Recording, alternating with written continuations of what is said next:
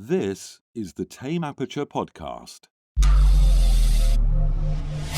Open the pod bay doors, Cal. I'm sorry, Dave. I'm afraid I can't do that. Welcome to the Tame Aperture podcast, where we talk all things movies, from first-time directors to indie films, art house, and much, much more. You can join us at www.tameaperture.com for previous episodes and to give us suggestions on future films to watch and review. This week on the podcast, we talk the 1995 film Leaving Las Vegas, directed by Mike Figgis and starring Nicolas Cage and Elisabeth Shue. Ben Sanderson, a Hollywood screenwriter who lost everything because of his alcoholism, arrives in Las Vegas to drink himself to death. My name's Gabe Bienendahl, filmmaker, film instructor, and movie enthusiast, and I'm joined today by Alan Martindale, veteran podcaster and editor, and special guest, film enthusiast and Boston sports fanatic, James Jandreau. I'm not going to say it right. Did I say that right? No, you're good. I said Jandreau right? You are correct. Good, because it always messes me up. No, you're good. It's very tricky. Is this a French name? Indubitably. Okay, I figured. We've had this discussion in the past, but it's been quite some time since we've actually seen each other, so I wanted to make sure I didn't mispronounce your name. You're good, man. Alan, how the hell are you? I'm just dandy. I'm just so dandy. I don't want to kill myself at all after watching this movie. Alan is unquestionably loving Leaving Las Vegas starring Nicolas Cage. It's just the greatest, most feel-good movie ever made. I would let my kids watch it. Well, the kids that you don't have or may not have, yeah. or may not, yeah. Right? It's almost like one of those after-school specials, like the dangers of hooking and being a drunk. Hey, there's nothing wrong with hooking. No. Don't be afraid to speak right into that mic either. We want to hear that voice. Fair enough. All right. There we go. Are we good now? Yep. Yeah. Bring that northeastern voice, that Boston voice into that mic. Well, it's only show. a Boston voice when I get drunk, which I unfortunately can't do anymore. Do you go full, like, park the car? Yeah, absolutely. You do? Absolutely. Okay. Gotcha. And then I go off on man crushes of, Boston athletes like Kurt Schilling and, of course, hashtag TB12 the GOAT. I knew you weren't going to go without the first minute of this podcast without bringing up Tom Brady. So James and I have known each other for quite some time, but we haven't 6 years. But we haven't seen each other for 4 years, 3 years. 4, yeah. So but I knew you were going to talk about TB12 right off the gate. This is a movie podcast, by the way. This is not a Boston sports podcast. I'm going to give him a pass, though. We've talked about the Jazz quite a bit. True. Well, to be fair, they're supposed to be making a movie about the Super Bowl 51 greatest comeback of sports history, besides the 04 Red Sox comeback from 3 That's games the to one nothing. versus Atlanta, right? Correct. Okay. Just wanted to be. I'm not as fluent in Boston sports history as you are. So. I ended up crying at the end of that one. So. You shed a tear, literally. Yeah. How do you feel about Eli Manning? I actually like him. Just kidding. No, I actually like him, believe it or not. I respect the hell out of him. Yeah, He beat us dude, twice. There's nothing else I could do. That dude just stumbled his way to the top somehow. Absolutely, yeah. It's crazy. Ironically, it's his brother that I hate. I don't mind Really? Eli. See, I'm just the opposite. Yeah, Just I don't the mind opposite. Eli at all. I got mad respect for him.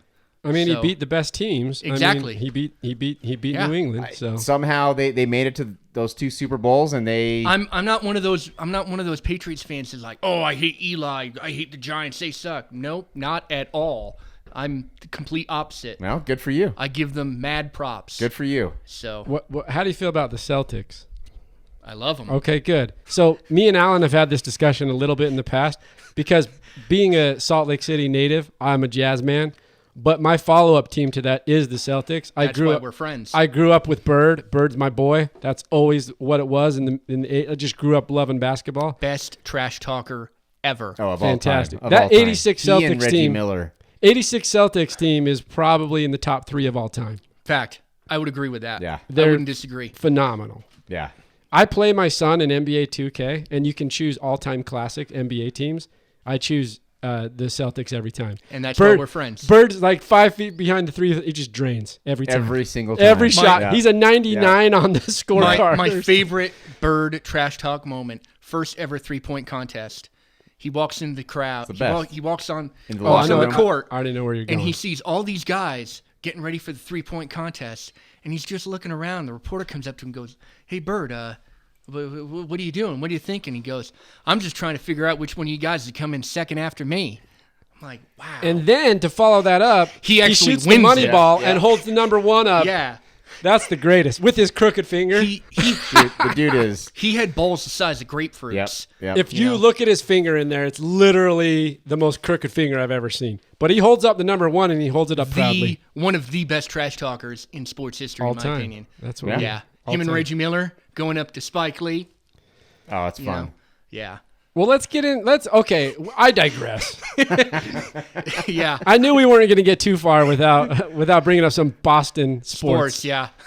And that's okay because I'm not against that. Well, However, we also didn't mention hockey, so we could save that for later. let's leave the Bruins alone. And I don't know enough to even stay on par with you. Fair enough. So I'd be lost, to be honest. enough. I I can don't know. I can keep up with the Celtics for sure.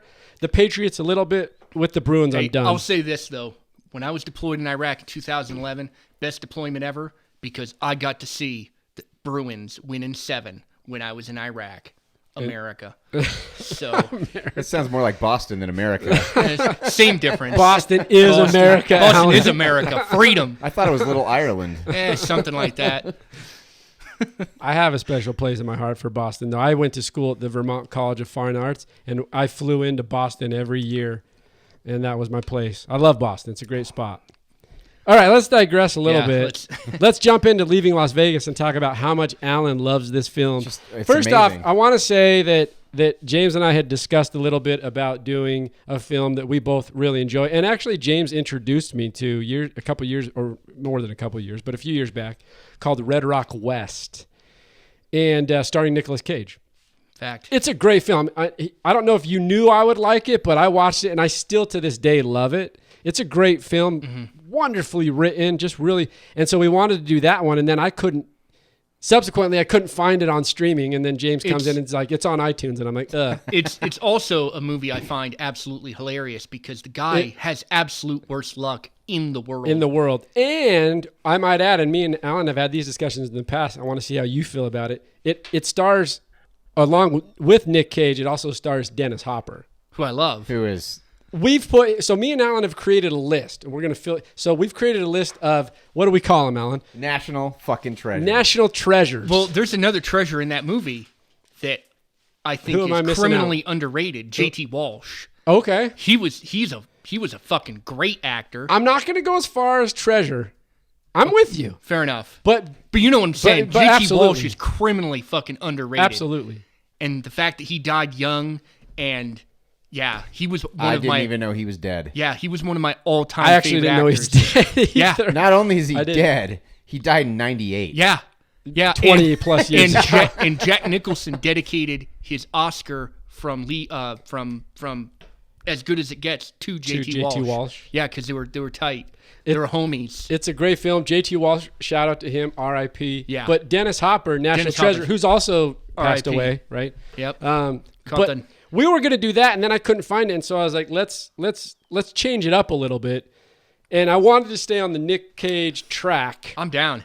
There's nothing wrong with ever staying on a Nick Cage track. Right. Especially because he bought the Shah of Iran's Lamborghini. Who the fuck does that? But why would he do that? Because he's rich. Because he's rich. Well, and he has also he bought that murder The murder mansion. The murder mansion in New Orleans. And the mummified heads of 2 pygmies Right. from Africa. Because That's a fucking guy I want to party The with. best part of Nicolas Cage is that he's really Nicolas Cage. He's you really see. fucking crazy. But the thing I think we should mention is this isn't Nick Cage as you know him now, where he's kind of become a parody. You know, he's just kind of who's just making He's movies to pay off his taxes. right, and like Yeah. Mandy, where he goes batshit insane, or every other film he's in. I loved nowadays. Mandy though. I loved it. I haven't seen it yet, but everyone I've talked to really likes it. Because it's fucking crazy. It's a wild ride. Yeah. It is a Insanity. wild ride. Yeah. It is. It's a lot of fun. Especially if right before you start Mandy, you took a handful of psychedelic mushrooms. I can't even imagine what that's like. Again, that's not me. A friend of mine did that. Sure. I also feel like that's a prerequisite for any Nick Cage film, almost, for sure. or at least 90% of them. For sure. Just not The Exorcist that my friend talked about. Yeah. Well, I saw Mandy up at Sundance. Yeah. And it was priceless because I love that kind of shit. It's a heavy metal movie, straight up. Yeah. so much gore and it's so much fun. And by the end of the movie, half the theater was empty because people kept walking out. All those left. The snooty Sundance people couldn't handle it, and they all walked. And it was one of those midnight screenings. The midnight. I would say that mushrooms are a prerequisite for post 2000 Nick Cage films, because up to that point, mostly he's doing something like Leaving Las Vegas, which he gets nominated and wins an Academy Award. He won, right? Yeah, he won for Leaving Las Vegas. But then he does like The Rock and some big studio films. But post like 2000 ish, he's kind of like you can mushroom out on his films. Yeah, because I think let's see, adaptation was 2002.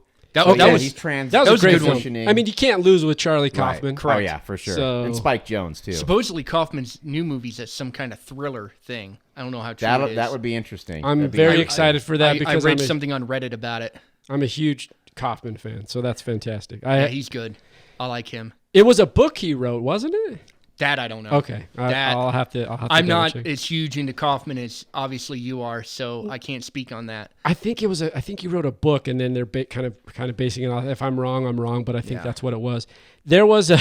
Speaking of Nick Cage, and just going through his filmography before we get into Leaving Las Vegas a little bit more. I mean, if you go at IMDb, it just goes forever. Well, this is like Sam Jackson when we were talking about Samuel L. Jackson. It's the same thing. You go to the IMDb, and it's like 7 movies a year. I mean, Castor Troy from Face Off. Come on. That was when I was a kid in junior high. That was like my gateway action movie. See, I love that movie though because of John Woo, and I'm a fucking huge John Woo guy. Right. Because I love that Chinese action stuff. So.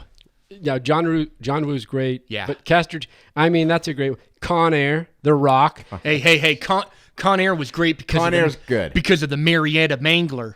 Okay. The Con Air's great. Cameron Poe, Castor Troy, all these names. He had some great names in there too. He does. They're good names.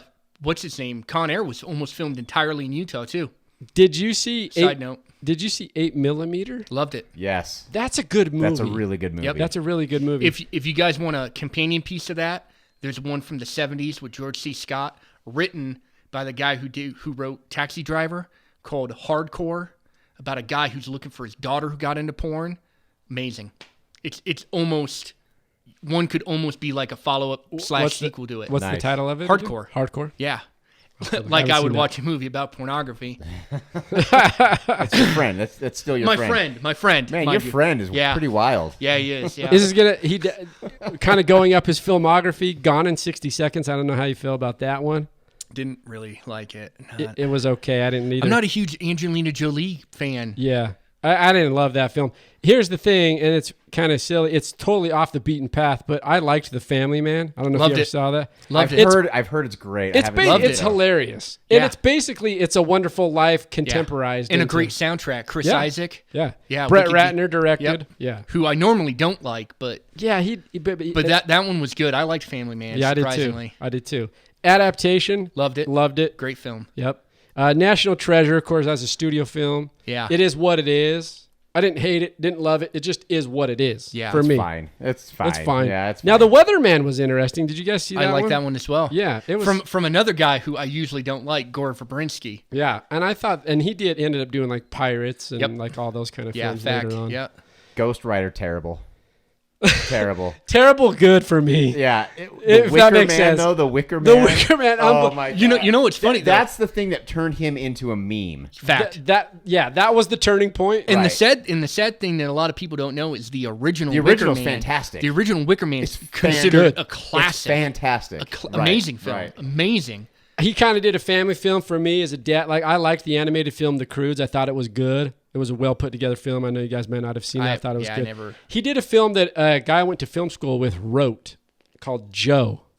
Heard of it. It's fantastic. Yeah. It's a great movie. It's a fantastic movie. I suggest that one. It's called Joe. And then he kind of moves into this territory that you're talking about, Alan, which is like he turns into a meme. Joe is 2013. Especially from then forward, it's like meme central. He just except he's trying to pay off all those. Except he was in Snowden by Oliver Stone. I never saw that. I didn't see it either. I'd love to see it, but I didn't see it. I actually didn't know he was in there. Believe it or not, well, yeah. But he does Mandy. You guys spoke to that one a little bit.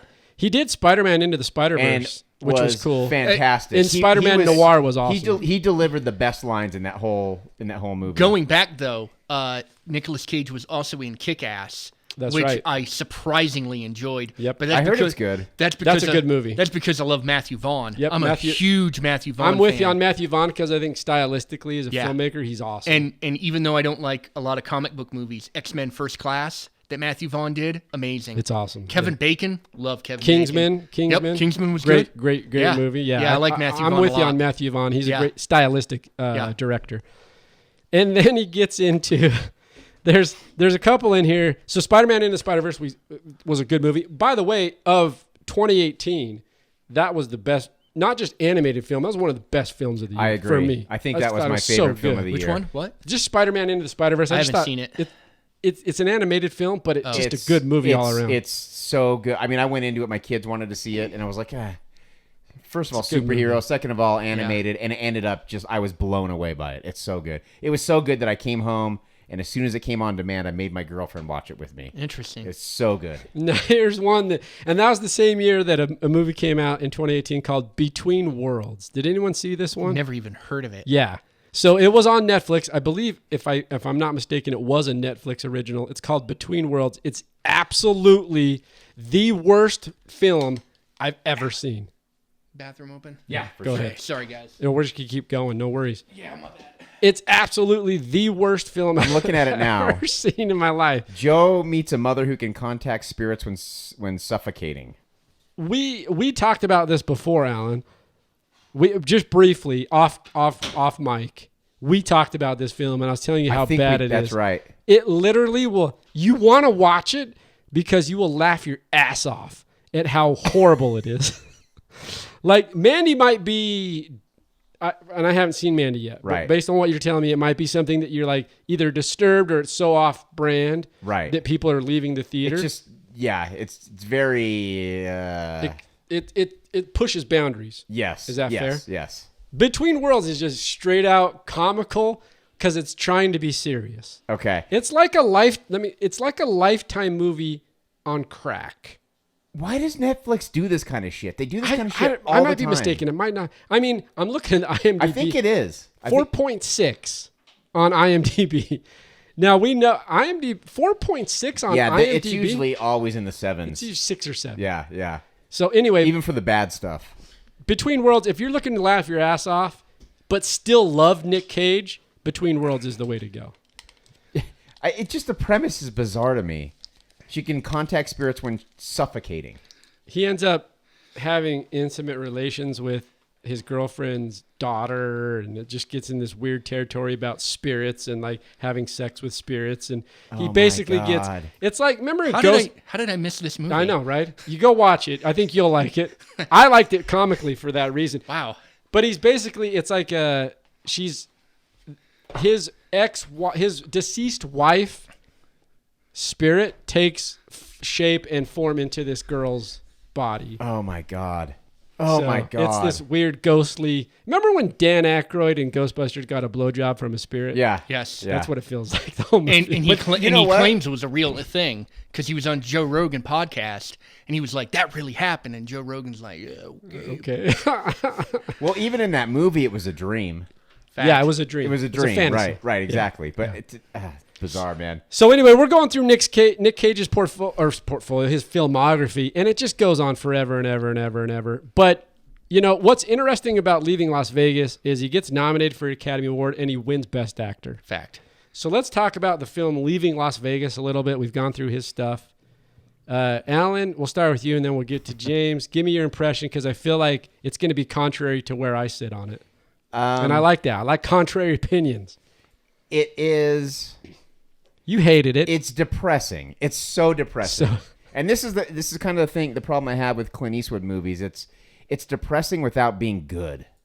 Like I don't mind sad movies. I don't mind depressing movies. Hold on, though. Side note, I actually like you. Lately, Clint Eastwood's been garbage, I think. Right. No offense, Clint. But his last two movies, Richard Jewell and The Mule, I actually thought were entertaining. Richard Jewell was terrible. See, I enjoyed both I of hated them. it. It was like a political thing. It was like everything he did, he missed the mark so hard. like Oh, wow. so hard. I loved it. And and a lot of people did, but Did you like the Mule? I haven't seen the Mule. Mule was good too. That's yeah. one that I haven't seen that I actually wanted to see. I've heard Yeah. it's good. It is. Like I like Gran Torino. I thought that Great was really movie.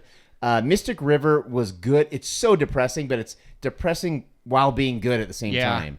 But I left it so enraged. This movie is just leaving Las Vegas, just like getting beat over the head without really any sort of payoff or any redeeming quality. Like I applaud it for its realism because I have known people. I was going to say this is why I liked it, because the Right. characterization of it, like this guy that they've created is authentic. And It's you know that very people have authentic. traveled Right. down that road.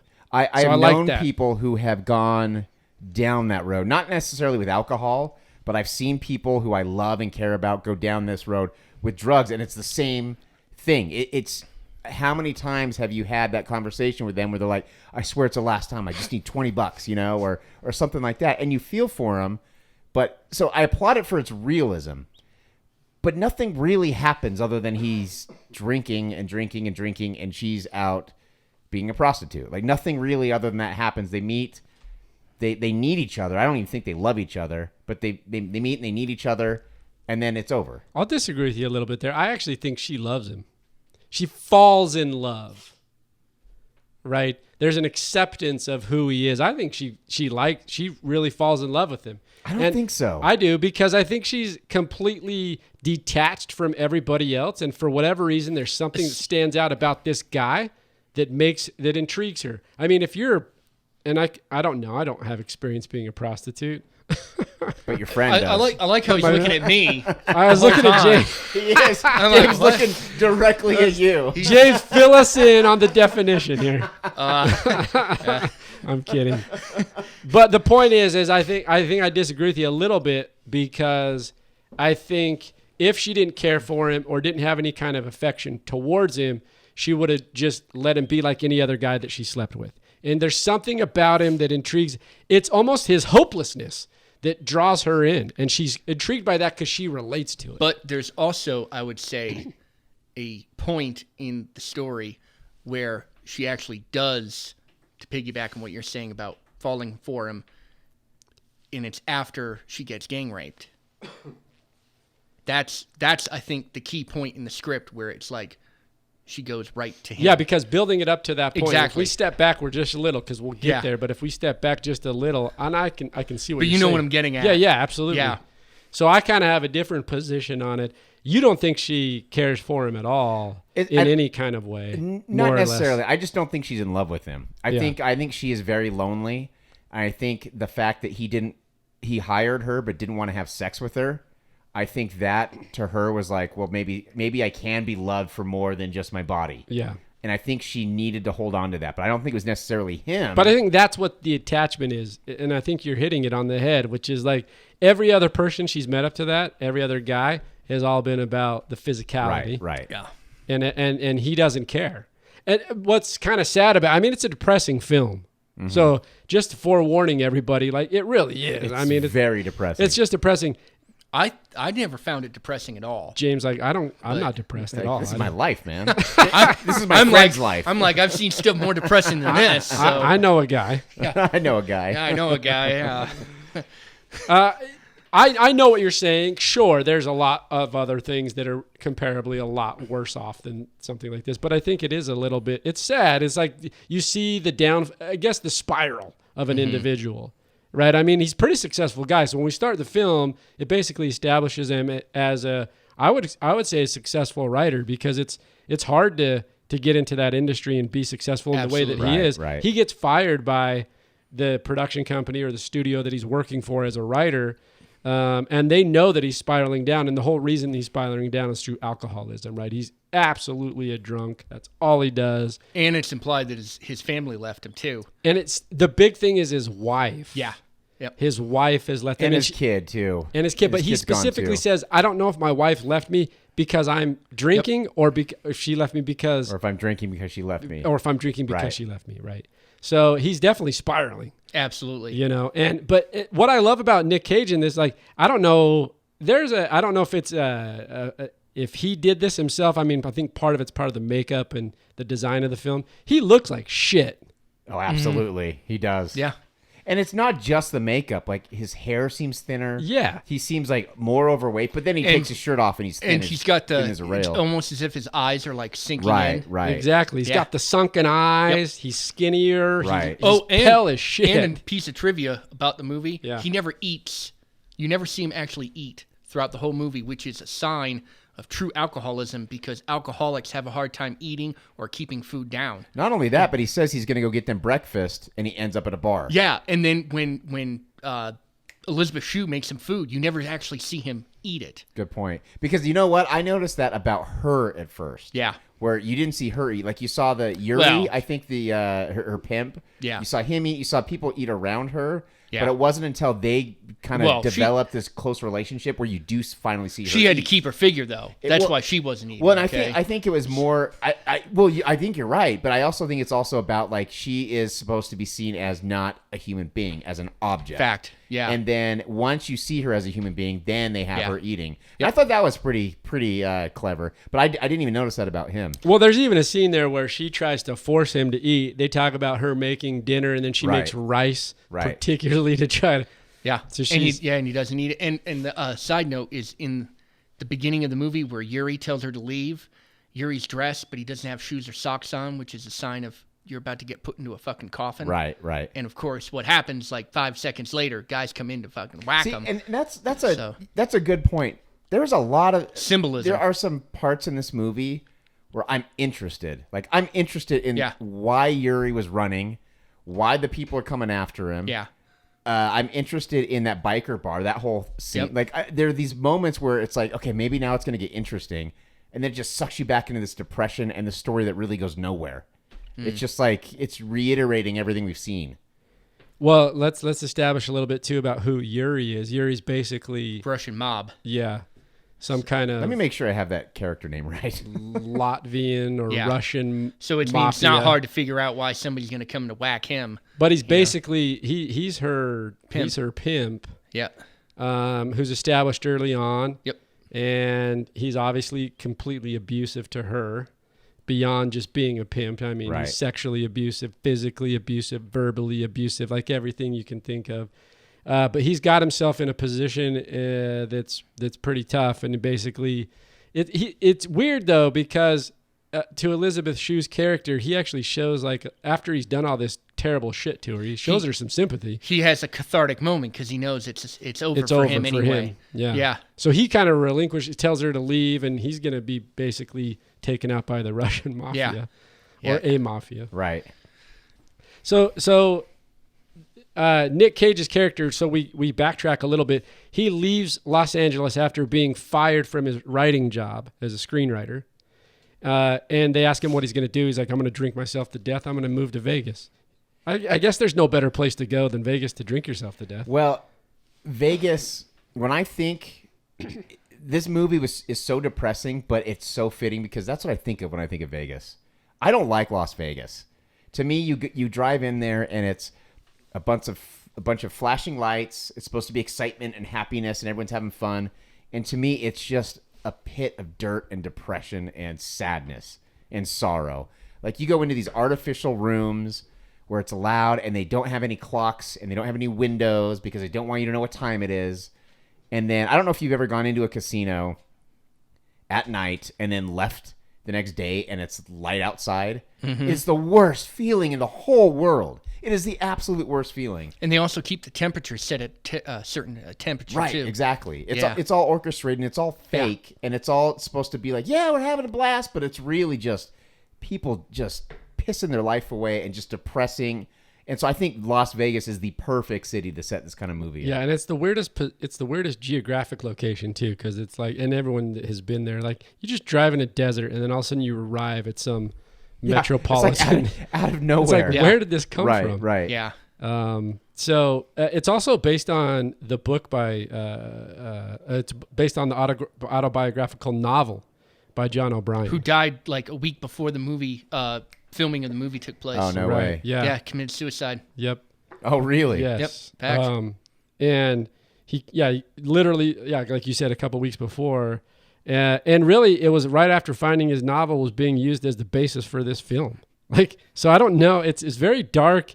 The movie itself's very dark, but then also the premise in which the movie's built off of is also even darker because it's realistic. And, 100%. and I read somewhere on, I think it was on Reddit of all places, that John O'Brien, the guy who wrote the book, started really drinking heavily when his writing on some cartoon show, Rugrats, was heavily altered by the studio because he was writing for cartoons. He was. Yeah. He was a writer for Rugrats. Yeah, I could pull it You're up right now. Shitting me. Yeah. John O'Brien? Wild. Fact. Yeah, here. Let me pull it I up. believe you. John. And that's a departure to write something like a novel such as this, and then have a movie based off of it that's very dark and depressing, Right. and having been writing Rugrats simultaneously or within the same time era. It almost seems fitting that you're writing for some cartoon show and you're just so depressed. It just seems so such a mask, almost like Yeah, episode 37, animated series of Rugrats. Yeah, so and it was heavily altered by the studio, and supposedly that was the snapping point of Well, him. it's written for children, so you can't have Ben Sanders. So No, I know. Yeah, but you can't have Chucky snorting lines of coke. yeah. well, yeah. But by the way, for those, to give some context, Nick Cage's character's name is Ben Sanderson, and he's basically, I would consider him a manic depressive, or he's got some kind. It's beyond just alcoholism. Like he's a manic depressive. He's always sad. There's some form of depression going on. The character's pretty dark that way, and I think that it's kind of cool because it kind of explores those deeper, darker subtext of what the manic depression is, and like, or if whether it's bipolar, whatever it is, it's exploring some pretty dark shit. And his character's going through that. He decides to go to Vegas, like we said, and basically, he literally says, "What's your plan for life?" And he says, "I'm going to drink myself to death." Correct. And that is his goal. So, like, some of us might have goals to do X, Y, and Z, whatever those aspirations might be. His goal is to drink himself to death. That's it. Like the shopping cart full of booze when he's dancing in the liquor store. And there's some great Nick Cage scenes in here. I mean, when he goes at the beginning, right before he leaves to Vegas, Yeah. and he's in the bar and he's trying to hit on the one lady Yep. that's in there, and he's doing the rum pum pum, and he's singing the song to her, laughing my ass off because it feels so real, and it's just funny. Yeah. But at the same time, it's interesting to play a dichotomy of like sadness and comedy at the same time. Well, I think that's done really well because in L.A. he's miserable, and Yeah. you see him try and pick up on that girl, and he basically says, "Please come home with me, just please." He needs something to feel good about. Now, does he? And he also says like, I promise. Does he say I'm not very good in bed? No, he says, "I'm phenomenal." I'm in bed." phenomenal So he in lies bed. to her. So he lies, yeah. Right, and then once he gets to Vegas, it's like you hear people who are suicidal once they've made the decision. They're like, it's like they're freed and now they're happy for that brief moment, and it's almost like that. He gets to Vegas and he's like, I can just be a degenerate. I don't have to worry about holding my life together. I don't have to worry about being an upstanding citizen. I can just drink myself to death, and I'm totally free. And that's when he's happy, and that's when he's doing the funny things. Which oddly reminds me of the story I read on Barstool Sports about a guy who decided that he was going to commit suicide. He goes down to Mexico, spends a month banging out hookers and doing blow, and decided he wanted to live. You know? So it's like Leaving Las Vegas Part 2 or something. Imagine that, yeah. But that's a complete Reversal of Ben yeah. Sanderson, because Yeah. Nick Cage's character He just goes all the way down to zero. Yeah. He doesn't have the retribution of like, let me fix this thing. And No, he doesn't Right. have that epiphany of like, Yeah, man, this is exactly. great. Right. You know? Well, but and it's scary too because he wakes up with the shakes. Like he can't even sign his name Yeah. without getting. That's some heavy addiction to alcohol. And from what I understand, alcohol is the worst thing to have an addiction to because the withdrawals can literally kill you. Like having the withdrawals can kill you flat out, and to the point where you can't even sign your name because you're shaking so bad because you haven't had a drink. Because I'm unfamiliar with it. What's the what physically, or what's the medical reasoning as to that? What's your body doing? Just the literal alcohol itself and the content of alcohol in the guess. bloodstream, or is it? I don't Do you know what I know mean? what Like, it is, what is yeah. it that draws? I don't know. It's interesting. We'll have to Google that real quick. We'll Google that. I'm on it right now. Excellent. But here, when he gets to he gets to Vegas, And when he does finally run into Elisabeth Shue's character, it's very happenstance. Like he's driving down the street in one of the biggest cities, and he just randomly, she cuts in front of him in the crosswalk, and he almost hits her because he's obviously drunk. Yeah. She kind of gives him the bird and says, hey, watch where you're driving. But they just kind of run across, and that kind of intrigues him, and then he kind of follows her. And then that's the inception or the build of this relationship between him and her. Planting the seed. The seed is planted. It's very happenstance. And then he basically makes a proposal to her. He realizes she's a hooker. And they go back, but he doesn't really have any kind of desire to sleep with her. Nope. Right? Like all of her other clientele. Right. I think that's what we were talking about before is kind of what intrigues her about him. I think that's the whole thing. I think that's the key to it. And that leads, but that's where I think eventually that leads into her kind of falling for him and kind of having more than just, like, this is where we were disagreeing. And I think eventually she has that, it's not just he doesn't want to sleep with me. Like, I kind of like him. And then the like turns into caring for him even more. Because as the movie goes on, like she starts doing she immediately offers, what I find interesting is that after that night, she wants to hang out with him still. In her eyes, he's seen something in her that's worth more than just her body. Like the only way she can get any validation is how much money she can bring in. She was hot. Elisabeth Shue back then was hot. Elizabeth Shue back in the day, man, that was like... she's been pretty good looking since Karate Kid. Karate Kid was, correct. She invites him to basically immediately after come live with him. She takes don't live in your motel that you're in. Come to my place, stay there. Yeah. Well, and she feels no threat to him. I think as a prostitute, you got to be extremely cautious of men in general. Well, and we can see why later on. Yeah, exactly. But for her to make that invite, she's obviously got some kind of trust towards his persona or who he is. And I think this is why, you're not going to... Or she just knows he's a fucking alcoholic. Right. And he's just a mess. Like, if you meet someone... I'm not saying that alcoholics are unlovable. I'm just saying if you meet someone when they're deep into their alcoholism, I can't imagine anyone's really going to be like, yeah, I want to be with this person. Unless they hide it. Yeah. Which he does, and that's the other thing about his character. I don't think he does, though. Do you think I don't think he hides it at all. I think he's absolutely exactly. open 100% about his alcoholism and who he is. I don't think he's trying to hide it at all. But I think that's what attracts her to him in some aspect. Oh, I think so too, because especially in Vegas where everything is fake. Everything is artificial. Plus you have to look at to piggyback on what Gabe said, every John that she meets to some degree is lying his ass off. Right. When they hook up with her. Even if it's not to her, it's to their wives. Correct. Or their and this is the first guy she's met that's completely 100% honestly open. And I think that is obviously a key for her to be interested no matter what. That's the catalyst to her kind of liking him a little bit. Yeah. So they but he moves in with her to her place. She keeps hooking. Yeah. He keeps drinking. That's kind of the middle of this film. And they meet in the middle. Yeah. Well, he straight up says, "You can never ask me to stop drinking," and she's fine with it. She's okay with it. And and this is what I mean. In the middle of the film, that's basically what's happening more or less. As she goes out getting clientele, he keeps drinking, and it's just kind of this thing and all these things. But as it gets towards the end of the film, essentially, she doesn't stay to that because she starts making him dinner and she starts telling him, "You got to get help." This is where I mean she cares for him because she pivots that opinion. True. 30 minutes later in the time and space of the film. True. Yeah. This is where I think she actually really cares for him, and he does in his own way, but his goal is undeviated. Like he's going to achieve his goal. So even her, who he does like, he likes her, but he's not going to like her so much that he's going to stop drinking and stop trying to obtain his goal of drinking himself to death. Right.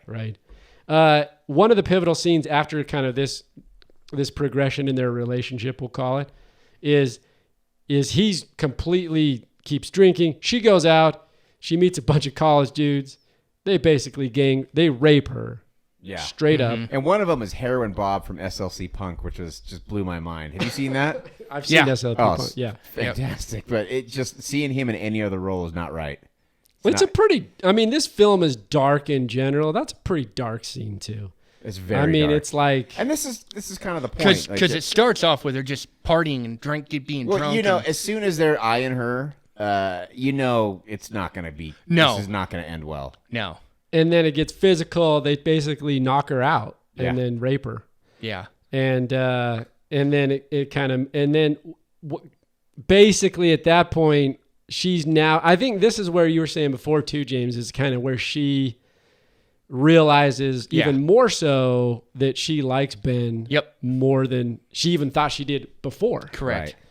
Because she knows he's honest, and at the end of the day, he kind of has her best interests in mind. Correct. So she goes back, but at this point, he's lost. You got to remind me on the pivot point, though, because they do end up splitting, and he goes back he leaves her place and goes back to a hotel to continue drinking.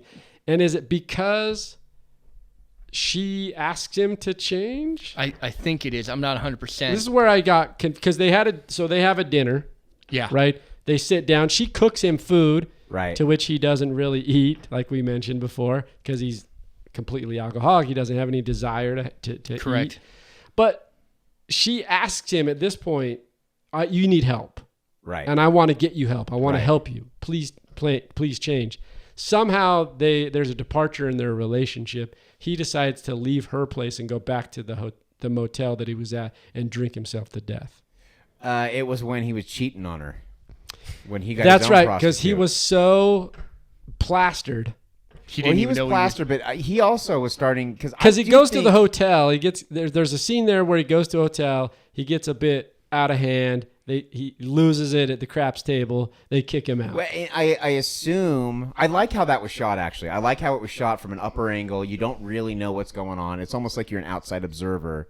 What you would see, like if you're watching through one of the security cameras. Is that the scene where what's her name from Law and Order SVU makes a cameo? Well, she's the other. Is Haggerty or however you pronounce her last name? I don't know, but is she the other? She plays the prostitute in the movie. The one that he ends up. I think so. Yeah, yes. The one he ends up because he goes to the again. casino. They kick him out. She goes back with him to Elisabeth Shue's house, and is caught there by her. That's not when he got kicked out. He got kicked out when they were playing. He and Elisabeth Shue were playing at the table. That's right. And I assume that the waitress said, "You can't have any more alcohol." And he flips the table, which you can never do. Yeah. Never do that in a casino. I mean, that's just wild. And then they throw him out. That's right. No, you're right. And she kind of vouches for him and gets him back to. This is another scene where she kind of shares her. She gives up a lot for colors. him, She and does. that's the thing. She gives up she works in that hotel in that casino. Like she goes in there to find John. Because she gets shot down by Arlie Ermey from Full Metal Jacket. I know, right? I mean, seeing him, great. I just remember him from the Texas Chainsaw Massacre remake, which is just so good. Like Full- he's so scary in that. Full Metal Jacket for me is where he was the scariest. Yeah, for sure. Well, but for different reasons. Right. Yeah. We don't want to get off on a Full Metal Jacket tangent. Sorry. Because I'm with you on it. I'm with you 100%. Anytime you take a Kubrick road, wait, you like I'm Kubrick? with you. Yeah. I had no idea. No, I don't. So We could do a whole we could do a whole portfolio of films on Kubrick. Do like a whole when we did The festival Shining, on we them. did The Shining, and it was like 2 hours and 45 minutes. love it. Yeah. Anyway, I love Kubrick. Went Yeah. into like 3 a.m. I know it's crazy, it's insanity. But where were we? We're talking about when he gets caught cheating by Elizabeth Shue. Yeah, with we're the other kind hooker. of jumping through some things, and that's okay. But basically, he gets caught. Yeah. And she kicks him out. That's what it Yeah, is. that's She's when like, she kicks him okay, out. this is, which I, in some degree, I found kind of hypocritical or ironic in a way. I know what you're saying, but based on the context of their relationship, like he Maybe not knows as she's a much. hooker, and it was starting to bother him. Like you see cuts, the way it was edited, it shows that he's bothered by the fact that she's out turning it's getting tricks. to him. Yeah. And they're supposed to have an emotional connection. So he the one does- thing they don't have is sex. Like they don't have it, you know. Yeah, they And have then- the emotional connection. right. Yeah. And then she comes home and sees him about to actually have sex with someone, and she's Finish up having sex. I'm Right. not sure how it plays out. Exactly. Yeah. Exactly. And she's kind of not been begging, but she's been kind of saying, let's do this. I'm gonna And- go home and watch this movie when I get home. So For a second time, just in case you didn't feel depressed enough by this whole I don't feel coronavirus depressed thing. by this movie. James though. doesn't feel depressed. No. I'm a little more in the middle ground. Alan feels absolutely Oh, depressed. He feels no depressed. I'm kind of eccentric. I'm just It's- like, it's yeah, very- I well, see both Here's the sides. thing. Let me actually clarify my It's stance very on this. rare that I feel depressed by a movie. Like even Requiem for a Dream, everybody's like, "That's the most depressing movie." I'm like, I didn't find it that I'm depressing. going to play against you there. It is a bit sad. That one's pretty that's gut-wrenching. another movie I never Pretty found gut-wrenching. depressing at all. I would let kids watch it. So, James, do you feel? huh? I know. Well, I But do, but here's the thing. Let me clarify my stance on this. It's supposed to be a depressing movie. Yeah, I didn't 100%. seem to really care about. I cared more about Elisabeth Shue's character. I didn't really care about Nicolas Cage's character enough to be depressed. Like it was, and this is kind of why I didn't like it, because it seemed like it was trying to be depressing, but not really succeeding. And in order to be good in my eyes, you have to be successful in getting across the emotion of the feeling you're trying to portray. And I just didn't feel it. Like I just So you think Nick I thought it was Cage's boring. performance is shit? no. I think his performance. I think his performance is pretty good. I don't think it was best actor good, but it was pretty good. It was definitely a step up from most of what he's done. But it was the characters. I just didn't care enough about them. I can only see them doing the same things over and over again before I'm just bored. I'm just totally bored, and I can't keep going.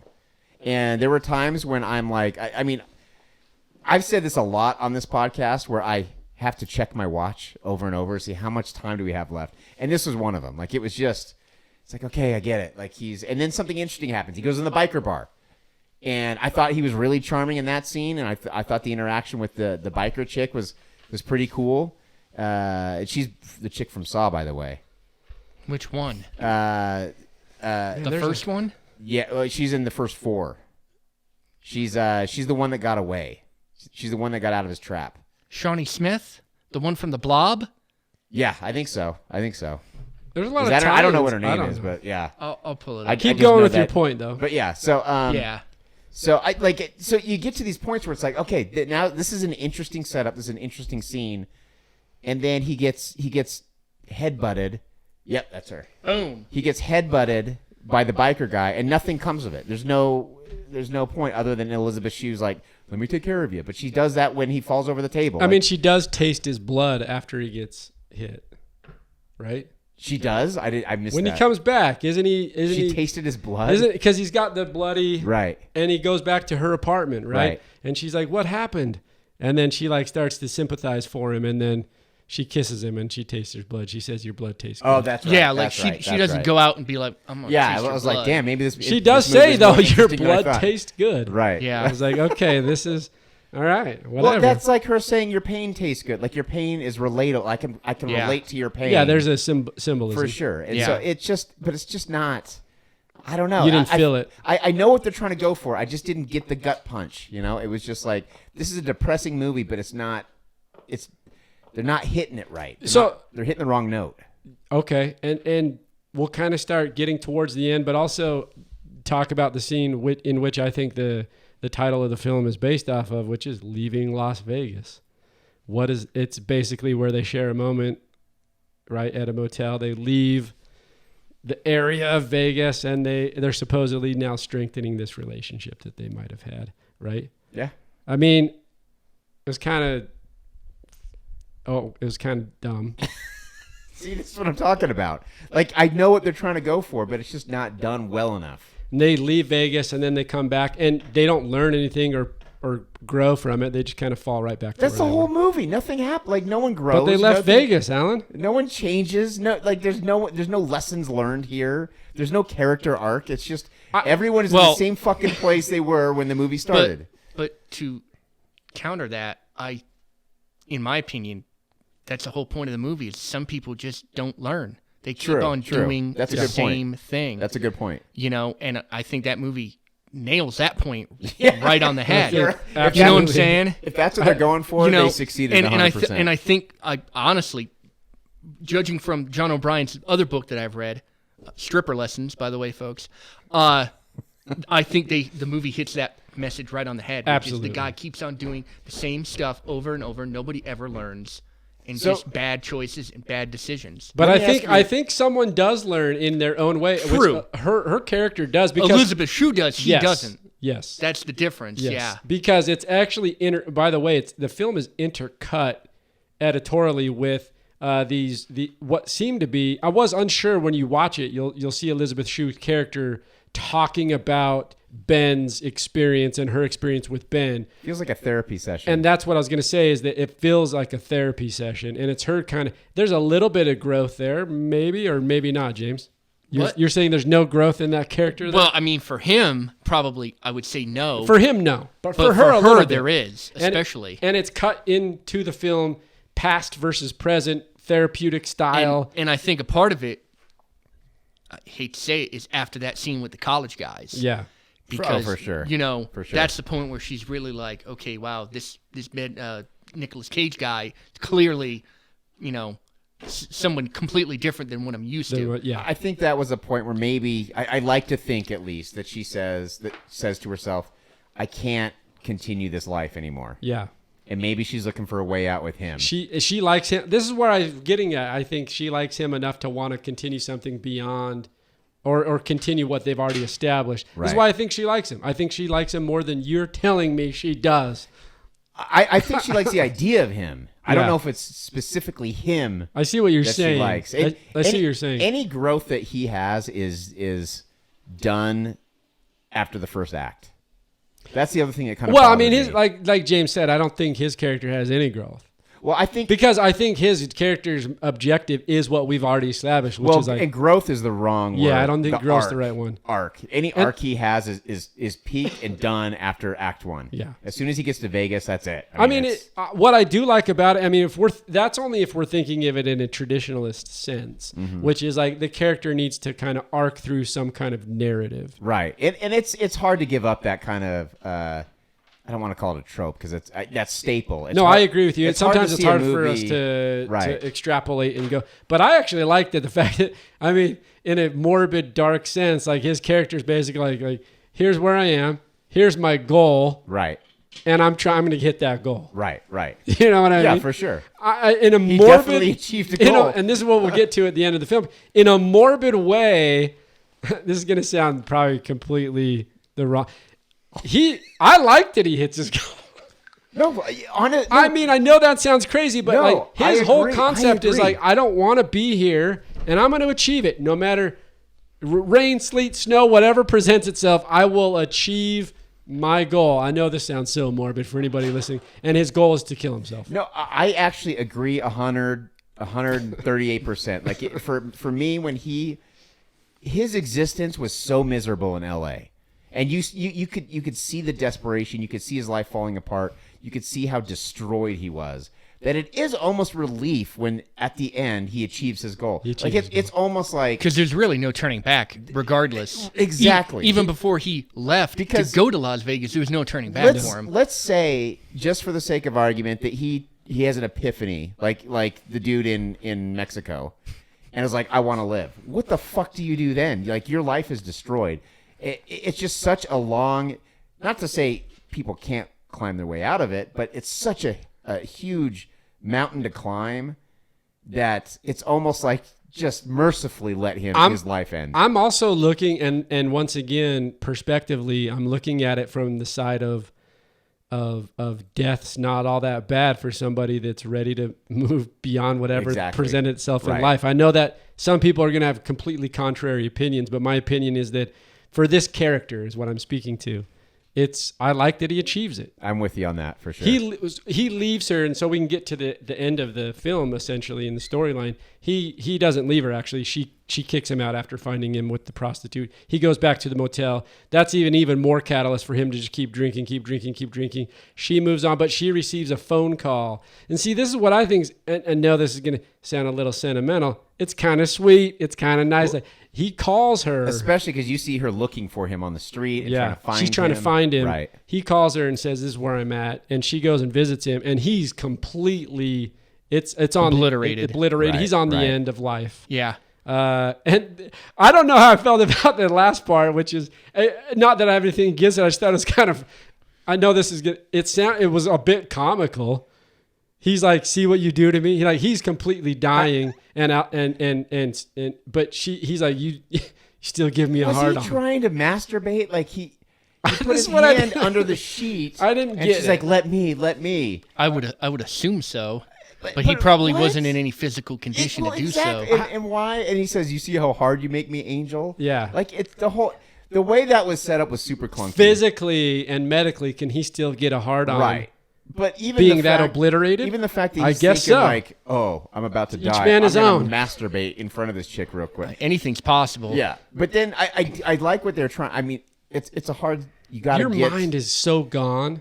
I mean, at that point, Right, his for mind sure. is literally. I mean, It's probably mush. I yeah. like what they're mush, trying to right? do though. They're trying to get to the point where they finally have sex, and then he dies. Like, Yeah, the and I understand- symbolism's but there. getting there is not an easy. Like that's a tall task. I'm not trying to be some medical doctor PhD here, but I just don't know that he's going to get a I hard don't on. think so. I don't- Yeah. Only true love will give you a hard on. And so, Or, well, When you're that Viagra or wasted. Enzyme. Yeah, exactly. True. You know. Exactly. but she arrives at the motel. He's obliterated, and then this transpires. The concept being that they essentially they have sex, And you then know? she literally sucks and the life out while of him. they're having sex, he dies. Yep. which, I mean, if you ask me, isn't a bad way to go. It's a good way to go out on top. Yeah. Exactly. If Right. there is a way to go out on top. So, and for him, there was, because we talked about it. He achieves his goal, and he's gone. It's dark. What a dark story. I'm sorry. The whole thing James is says so no. dark. I disagree with James, and that's okay. That's James why we is like I watch opinions. this shit to go to sleep at night, man. He's all, this calms me. Yeah. Yeah. So, we kind of jumped around to different scenes. We didn't get into the detail that sometimes we try to get into, and that's fine. I loved where this went with the story. We'll start with you, James. Give me a little bit of a summation of the overall feel of the movie, and then give me a rating 1 to 10 on where you sit. It's a feel-good movie. It's a whimsical journey. It's a fantastical journey. Whimsical. It's a very jovial film. I mean, like I said, I don't find things as depressing as other people. It's very. That's okay. I would say it's a very tough movie to watch for most people. It's not one you're going to do a pick-me-up on. Correct. I mean, you're not watching it, walking out going, all right. Yeah. Feeling Right. good about everything. Let's go Right, have a drink.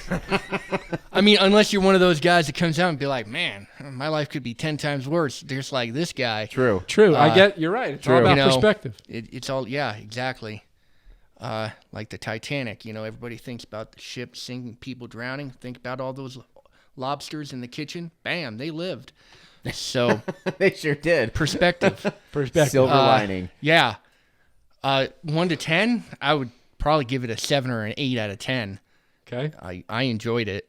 So very good movie. Nice.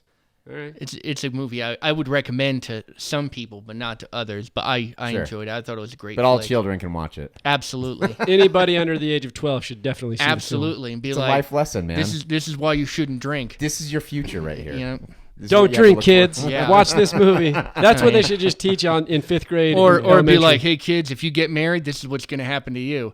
So Your wife will leave you and you'll become Yep. an alcoholic and want to you'll die. become a country music song. Yeah. So Okay, 7.5 for James. Yeah. Alan, where do you sit on it? So Give me a little summary. first, I gotta ask: is this punishment for martyrs? Is this punishment like? But see, if you go back and look at the rating I have on Martyrs, I liked Martyrs. That's true. That's I true. haven't- So you can't- But that was tough to watch. I haven't even in a heard mon- of that. Yeah, you go watch it. It's right up your alley. phenomenal. It's like What's it about? it's Side note. brutal. It's brutal. It's about death I like brutal, and brutality, like serial killers. physical brutality. Ooh. No, not No, serial more cult-like Ooh. death stuff. Ooh. I will tell you, Obsession with death. if you're interested in it, we had it on episode. Episode I'm working on it. 17. 17. Okay. We did it. I And- almost pulled that right off memory, Alan. I was yeah, close. You were close. That's good. I'm pretty good. I forced Gabe and Brandon to watch it. It's a great movie.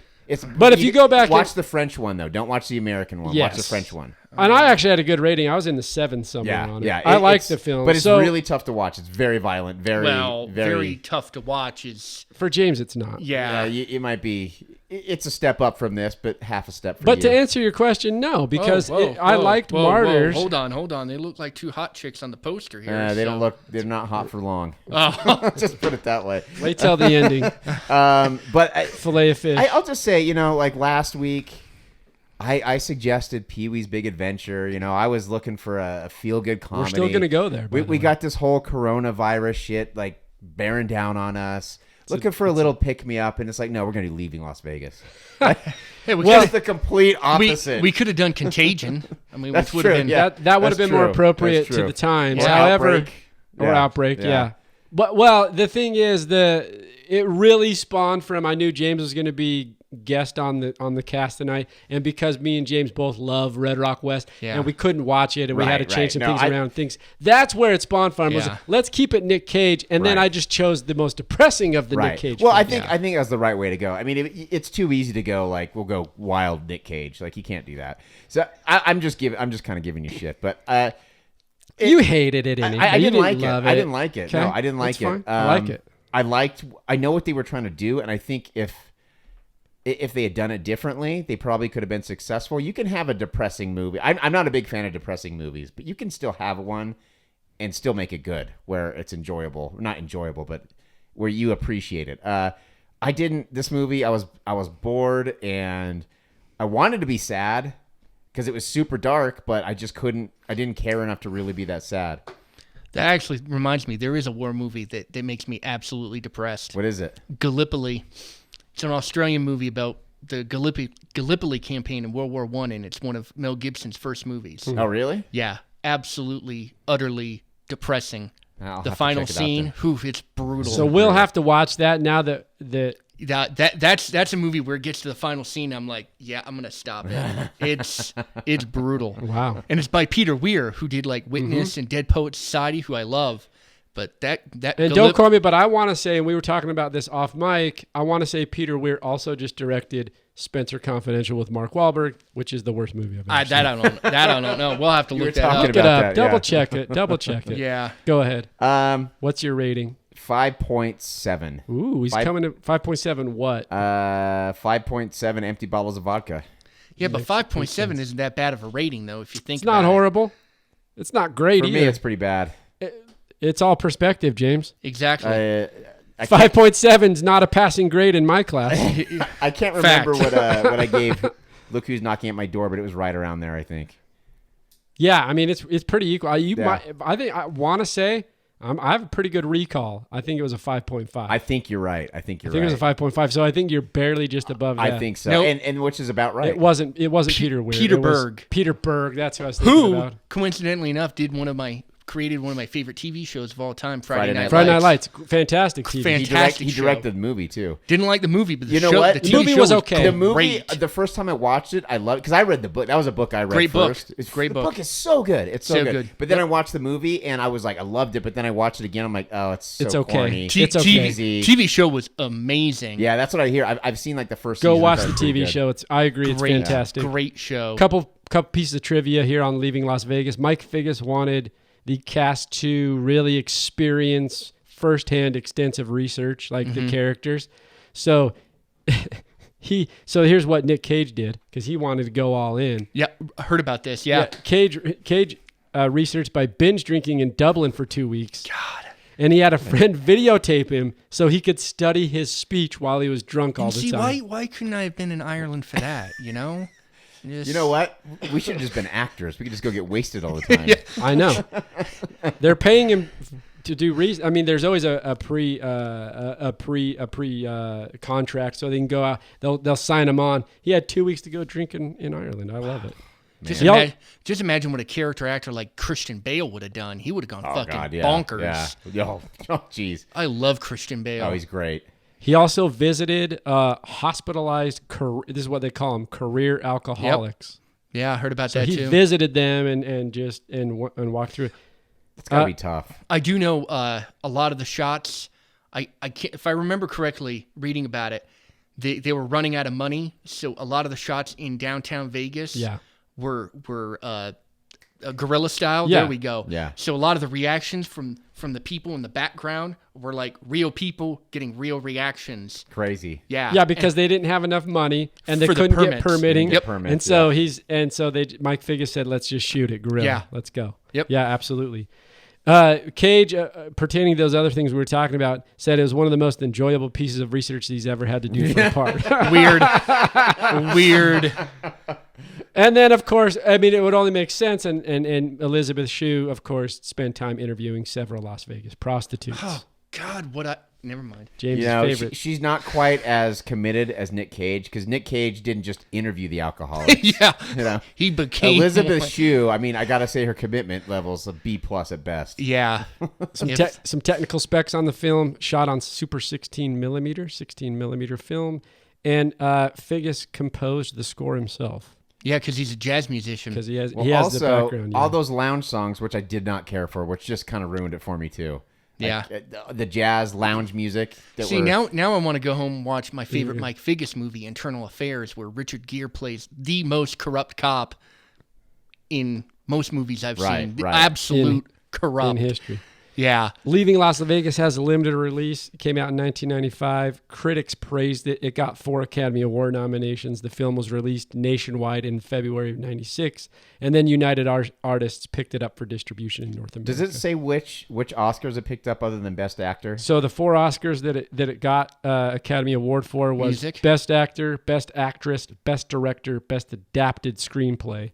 It was nominated for those 4 And won and one. won. Nicolas Best Cage Director? won for Best Actor. Best Director?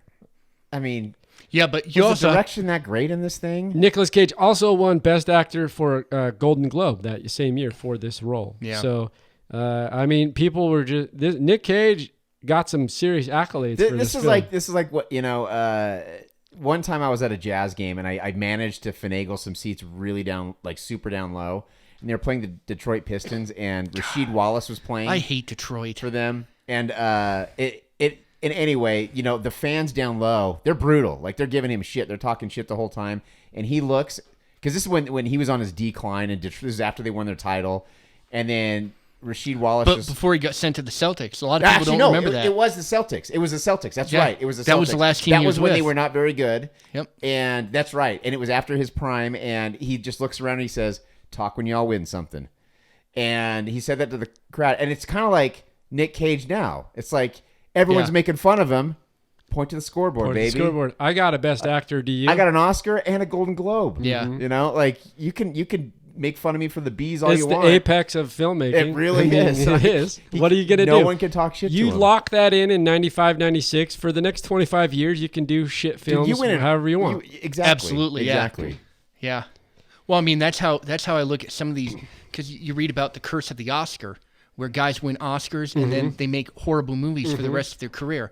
And same thing, Yeah. you can make garbage movies for the rest Doesn't of your life. matter, yeah. You can Now be you like, just cash hey, in. see this Oscar? You hold it up. Fuck you too. You hold it up. It's the Hey, championship. speaking of Oscars, not to interrupt, I do have a question for you two specifically, because you guys are more in depth with film than I am.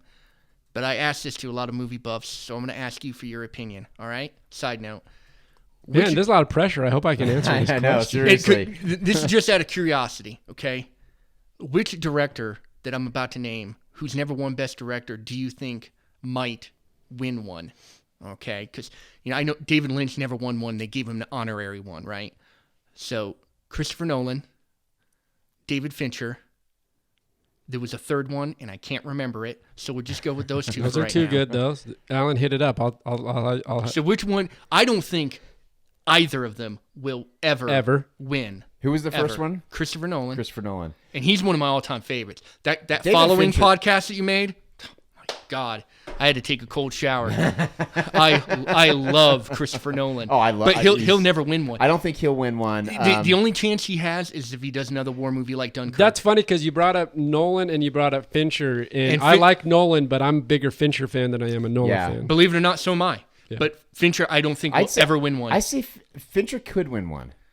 Maybe. I think he could. Like Zodiac was super. That's one of my all-time. He could do something favorite like movies. that. Yeah, it's so good. He could do something like that. That is just it's hitting the psyche at the right time. I could see him doing Nolan. I'd say that's a further shot. Like I said, the only way I could see him winning it is if it's a war movie like Dunkirk, because that's the only time he's gonna nominated. have to do something. I mean, Inception. Dunkirk. I mean, possibly. I mean, it was nominated. Yeah, and that's what I'm saying, is if he makes another war movie, maybe. Because war that was movies one that- always win. I loved Dunkirk. I thought it could. You just better hope that Spielberg and Scorsese don't make movies the same year. Whew. There was That's the other only chance he's God got. damn it, there was a third guy, and I can't remember his name. We're gonna jump back into Leaving Las Vegas. Yeah, sorry. IMDb. No, those are great questions. Yeah. IMDb has a rating of 7.5 on Leaving Las Vegas. Wow. Rotten Tomatoes is at it's on the tomato meter for the critics. It's at 90%. Holy shit! For the audience, it's at 85%. So Holy take shit. it, take it or leave it. It's pretty high scores For the audience, especially. I mean, they're coming at 85. James came in at a 7.5. You came in at a 5.7. 7. So there's a disparity there. I'm going to come in. Hold on. My rating out of 10 on Leaving Las Vegas, I'm going to come in at a 7.2. Wow. 7.2 what? 7.2 prostitutes. Yes. Okay. Good. Now call. you're talking. Yeah, Now you're talking now you're James' talking my language. business, yeah. That's right. Yeah. I did think of the third guy. Sorry about that. No, Going that's back. all right. Go back. Quentin Tarantino. Oh, Tarantino has a better chance Yeah, out of, I think he's out got of the anybody. best Really? chance. Yeah, I do. Yeah. I really do. Wow. Hollywood loves Because he's already him. won one for writing. He's won like 3, but he's never won Best Picture, Best Director.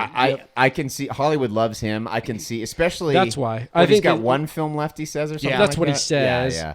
Yeah. He'll get it on the next one. I mean, he's Well- already won them for things that aren't out. But I think because of that reason, something like Once Upon a Time in Hollywood, which was a great film, I thought it was mainly because of the dog at the end.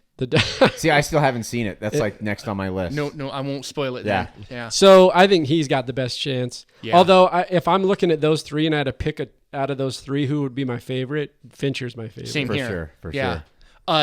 I will say one thing. Fincher's new one might, because it's a movie about the screenwriter who wrote Citizen Kane. Look, we digress. Again, to start the podcast, we digress. To end the podcast, we digress. James, Yes, it's been a pleasure. absolutely. Thanks for joining us. Yeah, this is fun, man. It was I'm glad fun. you- glad I you like came. when someone can come in and bring a flair in a good way. They're knowledgeable. They know what they're talking about. I so have, appreciate it. I have good my job. pieces of flair. You were You got your piece of flair. Alan, as always, It's a blast, man. It's a blast It's to always have a you on. blast. Let's go get Hey, quarantined. real quick, can I say or something? be part of it. I shouldn't say have you on. Just be here. I love you it, know what man. I mean. It's my favorite. It's You my know what I favorite. mean. Real quick, can I say something real quick? Because it's a podcast, so Give a everybody shout always out. does plugs. So I see you guys are trying to grow beards. My buddy, I'm not trying. I trimmed it. I've I'm not had trying this shit. bad boy for 20 years. Fair enough. Just hear me out. My buddy that I was in the Air Force with, Gibby's Beard Company. He's a cop down in St. George area, but he has a side hustle, as he likes to claim. And hopefully he's going to be listening to this because I told him I what's was it going to be called on. again? It's called Gibby's Beard Company. It's veteran owned and operated. I love it already. Yeah. So I wanted to plug it and let you guys know so you guys can try and buy some. Got and the then- beard oil. Absolutely, and he's working on a beard balm. Nice. So, He has Nice. he has a real beard. I'm not trying anything. I'm not trying True. to front. I'm not trying to fake. yeah, I love James? it. I love it how you threw it out there. I see how you guys are trying to grow Yeah. beards. I didn't. He said, No, whatever. you Yeah, did. no, I did. Yeah, You just wanted to hate on Yeah. us. It was bad. I literally trimmed my beard yesterday, so I do bad too. timing. Don't edit my advertisement. I told him I would do it on the show. I'll keep it on there. I like Gibby's beards already. Thank you. Thanks for joining the podcast. Yeah. This is the Tame Aperture podcast. Go check us out at www.tameaperture.com. All things movies, first-time directors, indie art house, and much, much more. Join the community. Appreciate it, everybody. And James, Allen, it's been a pleasure. Until next time, Tame Aperture signing out. Tame Aperture podcast is produced by Dutch Angle Pictures in association with Studio B Productions. Listen, watch, and subscribe on Apple Podcasts, Google Play, Spotify, and YouTube.